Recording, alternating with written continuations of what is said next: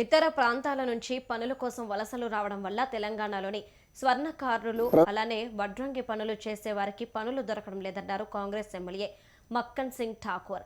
దీంతో పొట్టకూటి కోసం కొన్ని వర్గాలు ఇబ్బందులు పడుతున్నాయని చెప్పారు. అలానే సూక్ష్మ పనులు చేయడం వల్ల 50 ఏళ్లకే కంటి చూపు పోతుందని ప్రభుత్వం ఆలోచించి చేతి వృత్తులు చేసే వారికి 50 ఏళ్లకే పింఛన్ ఇచ్చేలా నిర్ణయం తీసుకోవాలని కోరారు మక్కన్ సింగ్.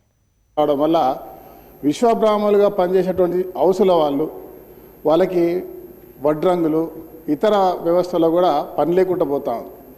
దానివల్ల అనేక సమస్యలు ఎదుర్కొంటా ఉన్నారు. వాళ్ళ కళ్ళ యొక్క ఐసైట్ తగ్గిపోగానే 50 సంవత్సరాలకే వాళ్ళకి వృత్తి లేక చాలామంది ఆకలి చావులు. వాళ్ళ పిల్లలు ఏదైనా చదువుకొని ఉంటేనేమో వాళ్ళ కుటుంబాలు బాగున్నాయి, తత్తిమ వాళ్ళందరూ కూడా కూలిపోయేటువంటి పరిస్థితి.